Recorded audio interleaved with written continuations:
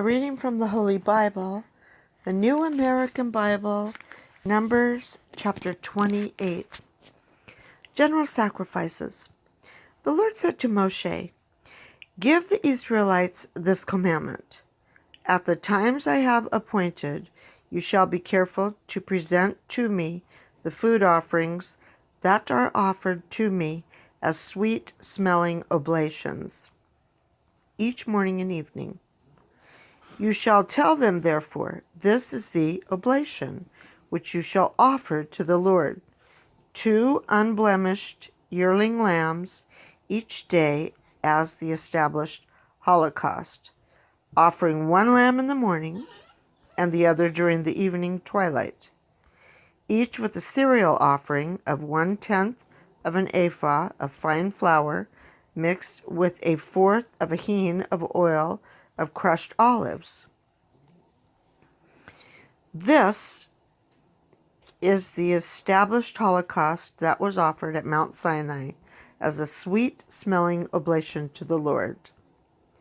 And as the libation for the first lamb, you shall pour out to the Lord in the sanctuary 1/4 of a hin of wine.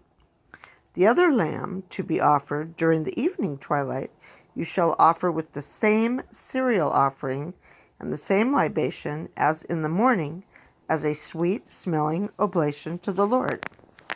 On the Sabbath.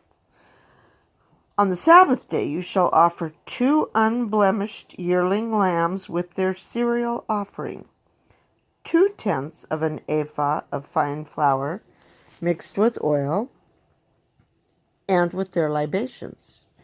Each Sabbath there shall be the Sabbath holocaust, in addition to the established holocaust and its libation. At the new moon feast, on the first of each month you shall offer as a holocaust to the Lord 2 bullocks, 1 ram and 7 unblemished yearling lambs, with 3/10 of an ephah of fine flour mixed with oil as the cereal offering for each bullock, 2/10 of an ephah of fine flour mixed with oil as the cereal offering for the ram, and 1/10 of an ephah of fine flour mixed with oil as a cereal offering for each lamb, that the holocaust may be a sweet-smelling oblation to the Lord. Their libations shall be 1/2 a hin of wine for each bullock, 1/3 of a hin for the ram, and 1/4 of a hin for each lamb. This is the new moon holocaust for every new moon of the year. Moreover, 1 goat shall be sacrificed as a sin offering to the Lord. These are to be offered in addition to the established holocaust and its libation. At the Passover. On the 14th day of the first month falls the Passover of the Lord, and the 15th day of this month is the pilgrimage feast. For 7 days unleavened bread is to be eaten. On the first of these days you shall hold a sacred assembly and do no sort of work.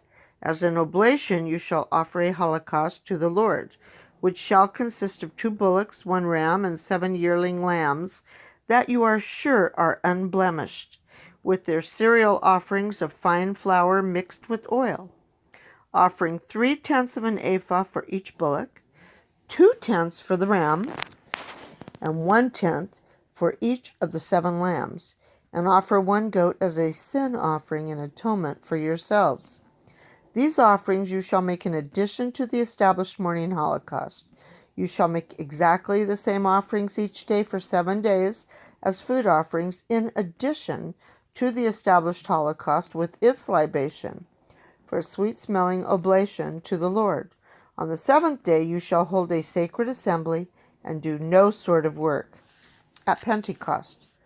On the day of first fruits, on your feast of weeks, when you present to the Lord the new cereal offering, you shall hold a sacred assembly and do no sort of work. You shall offer as a sweet-smelling holocaust to the Lord 2 bullocks, 1 ram, and 7 yearling lambs that you are sure are unblemished, with their cereal offerings of fine flour mixed with oil, offering 3/10 of an ephah for each bullock, 2/10 for the ram, and 1/10 for each of the 7 lambs. Moreover, 1 goat shall be offered as a sin offering, in atonement for yourselves. You shall make these offerings together with their libations, in addition to the established holocaust with its cereal offerings. Notes pertaining to chapter 28, verse 3, the established holocaust, the Talmud holocaust, the technical term for the daily sacrifice. 28, verse 5, oil of crushed olives. This oil, made in a mortar, was purer and more expensive than oil extracted in the olive press. 28, verse 7, in the sanctuary, according to Sirach 50:15, it was at the base of the altar. 28, verse 11, on the first of each month, literally at the new moons, beginning on the evening when the crescent of the new moon first appeared. And 28, verse 16, on the 14th day, toward the evening at the end of this day. See Exodus 12:6 and 18. And 28, verse 26, the day of the first fruits, a unique term for this feast, which is usually called the Feast of Weeks. It was celebrated as a thanksgiving for the wheat harvest 7 weeks after the barley harvest, Passover. In the time of Christ, it was commonly known by the Greek word Pentecost, that is 50th day after the Passover. See note on Leviticus 23:16. That concludes the notes on chapter 28 and 28. The word of the Lord. Thanks be to God.